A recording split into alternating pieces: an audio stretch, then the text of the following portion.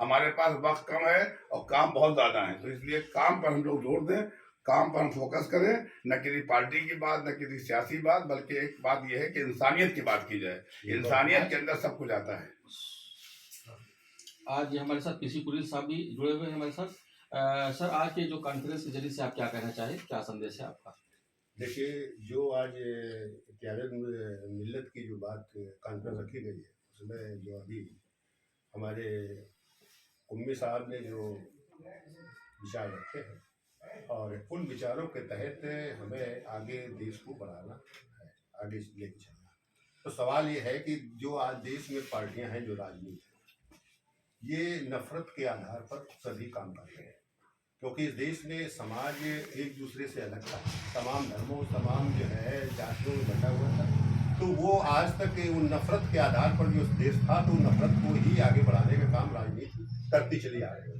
उसके तहत जो है एक दूसरे को वो नीचा दिखाने का, अपमानित करने का, उन जातियों को धर्मों के आधार पर काम कर रहे हैं राजनीति। तो इसे अगर खत्म करना है तो इस देश के समस्त लोगों को, जो ये देश का संविधान कहता है कि यह देश सबका है, सबने मिलकर जीता है, और ये संकल्प पहले नेतृत्व ने लिया था, जिसके तहत तो संविधान बना था। संविधान का मतलब यह है कि इस देश में सबकी भागीदारी, सबकी प्रतिनिधित्व होना चाहिए। जो देश की सरकार बनती है, प्रतिनिधित्व के आधार पर सरकार बनती है। तो फिर जो उस सरकार द्वारा जो संविधान बनाया गया है, जो कानून बनाया गया है, तो वो सबके बराबर के साथ बराबर लागू होना चाहिए।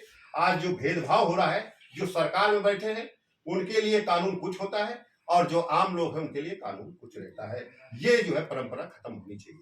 तो ये खत्म सरकार नहीं करेगी, ये तो हम सबको मिलकर करना होगा कि यह देश हमारा है, तो हमें देश को चलाना होगा। तो वही भागीदारी जो कंसेप्ट है, जो संविधान का कंसेप्ट है, तो उस संविधान को लागू करना होगा। भागीदारी केवल लोकतंत्र सरकार बनाने तक है, लेकिन उसको हम नीचे लावे, सामाजिक और जो आर्थिक है, जो उसके देश में जो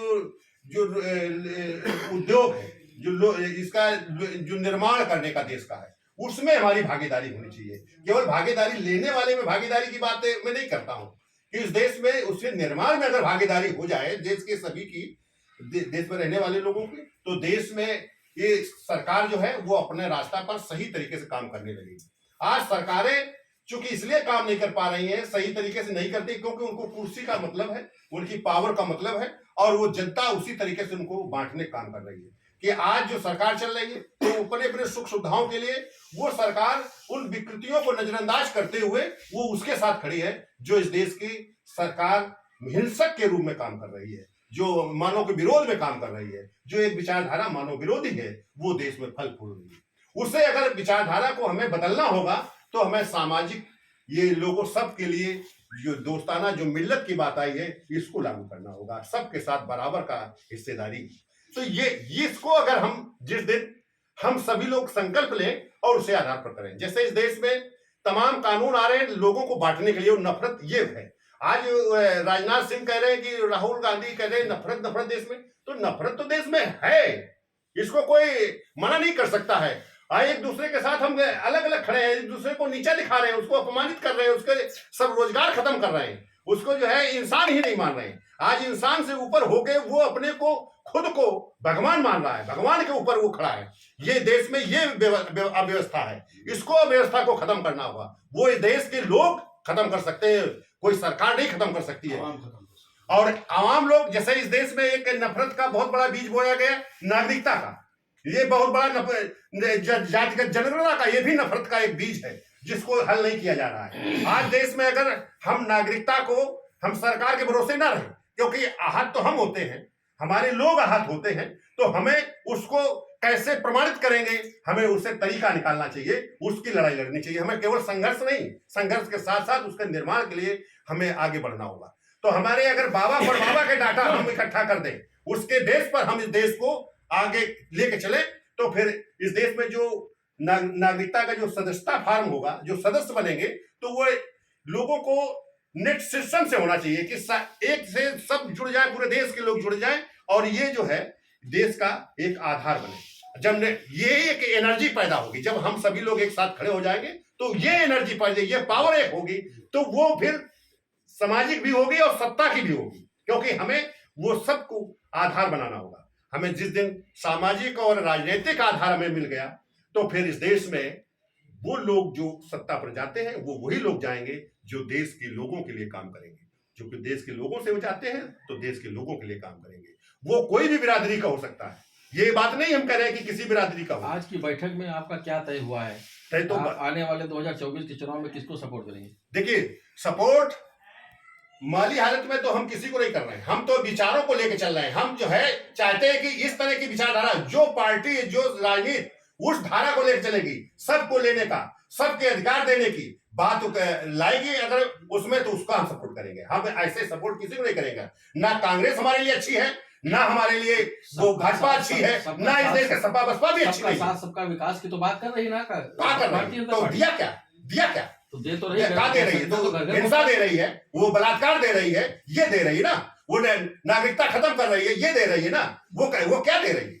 घर घर सिलेंडर पहुंचा रही है, शिक्षा पे पूरा फोकस। सिलेंडर का हमें जरूर नहीं, हमें इस देश में भागीदारी की जरूरत है। हमें न्यायालय भी चाहिए, हमें जज भी हमारे चाहिए, हमें प्रशासन में चाहिए, हमारे प्रशासनिक अधिकारी भी चाहिए, हमें जो रोजगार है, जो हमें कार्य है, उसमें हमारी भागीदारी होनी चाहिए देश की। पूरी तरह से भारतीय जनता पार्टी को नकार हम भारतीय जनता पार्टी नहीं नकार रहे हैं, हम इस देश की व्यवस्था को नकार रहे हैं ना, जो इस तरह की व्यवस्था चला रहा है, चाहे भारतीय जनता पार्टी हो, चाहे कांग्रेस हो, चाहे सपा बसपा हो, कोई भी हो। वर्तमान में तो कांग्रेस नहीं है ना, वर्तमान में इससे हमारा कोई मतलब कौन है कौन नहीं है। हम ये चाहे, हम लोगों का ये मंशा है कि इस देश में सबकी भागीदारी हो, सबका सम्मान हो और सबके जो है बराबरी का हो, जो कानून है सबके साथ बराबर लागू। इस वक्त कुछ नफरती मामला चल रहा है, नफरत पूरी तरीके से, तो इसका जिम्मेदार कौन है? इस समय जिम्मेदार तो चूंकि जो सरकार में वही जिम्मेदार रहेगा। सरकार किसकी है? तो सरकार किसकी है तो सब जनता जानती है ना, हमें बताने के आप ही जानना चाहिए। नहीं, हमारे जानने की कोई जरूरत नहीं है, लोग बताएंगे सरकार का कौन क्या काम कर रही है। सरकार को लोग वो अच्छा दिखा रहे हैं, जैसे 5 किलो में लोग बिक रहे हैं, तो इनको समझना होगा कि 5 किलो नहीं, हमें तो हमारे जो मेहनताना है, जो हमारे काम है, तो उसके आधार पर हमें मिलना चाहिए ना।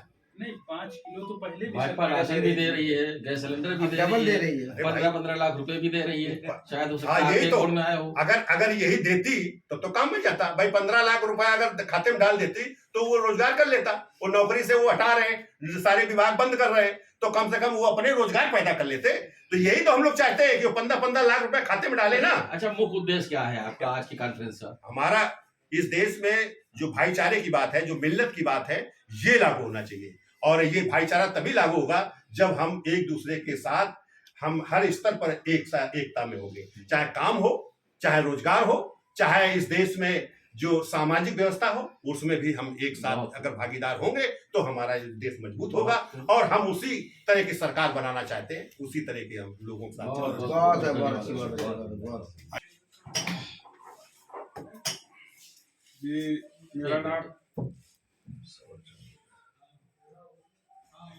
जी, मेरा नाम महेश पाल है और हम ट्रेड यूनियन एक्टिविस्ट हैं।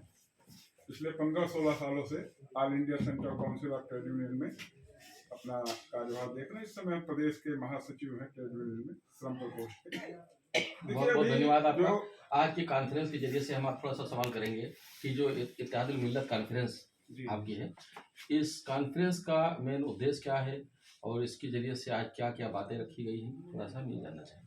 देखिए, अभी बड़े भाई हमारे पीसी पुरी साहब ने काफ़ी विस्तार से उस पर रखा है। हमारा जो मानना है कि आज के समय में जो दुश्मन खड़े किए जा रहे हैं, नकली दुश्मन खड़े किए जा रहे हैं। आज इस्लाम के सामने खड़ा किया जा रहा है कि हिंदू दुश्मन है, और हिंदुओं के सामने खड़ा किया जा रहा है कि इस्लामिक लोग दुश्मन है। ये हमको लगता है कि ये नकली दुश्मन है। असली दुश्मन नई आर्थिक नीतियां हैं, वर्ल्ड बैंक है, IMF है, WTO है। जिन नीतियों की वजह से आज जो रिकॉर्ड तोड़ बेरोजगारी है, कमर तोड़ महंगाई है, इन नीतियों की वजह से है। आज पूंजीवाद जो है हिंदुत्व की आड़ में अपने हमले जारी किए हैं, हिंदुत्व को आड़ लिए हुए है और अपना पूंजीवादी नीतियां लागू कर रहा है। आप सोचिए, 1725 में जब ईस्ट इंडिया एक कंपनी आई थी, 200 साल तक गुलाम बनाया था, आज 200 कंपनियां आ रही है। आज हमारे देश की प्रदेश की सरकार पूरा पलक बिछाए बैठी हुई 200 कंपनियों को सबमिट कर रही है इंदिरा गांधी प्रतिष्ठान में। तो ये जो कंपनियां आ रही हैं तो क्या करेंगे? कोई धर्मार्थ तो करेंगे नहीं। ये तो हमारे देश की संप्रभुता को खरीद रही है। आने जो वाला- राष्ट्रीयकरण हुआ आने था। वाला 2024 का जो चुनाव है लोकसभा का, जी इसको आप क्या किस नजर से देखेंगे? देखिए, जो विकल्प के तौर पे जो भाई ने कहा है कि साधी विरासत, साधी शहादत और गंगा जमनी तहजीब जो हमारी भाईचारे की है, हम उसको मजबूत करेंगे तो एक नया विकल्प खड़ा होगा। ये हिंदुत्व के सामने बंदूक की जरूरत है। हमारा जो हिंदुत्व है उसका मुकाबला बंदूक ही कर सकता है। हमारे साथ में देखिए बौद्ध धर्म के मानने वाले बैठे हैं, इस्लाम धर्म के, हम लोग ये वामपंथी है। आप तो अम्बेडकरवादी हैं पूरा, हमारे साथ वामपंथियों का तो ये जो पूरा हुजूम है सेकुलर वामपंथी और अम्बेडकरवादियों का, ये एक नया मूवमेंट खड़ा करेगा और यही विकल्प होगा आने वाले समय में देश को। हम समझते हैं इससे बेहतर विकल्प कोई नहीं होगा।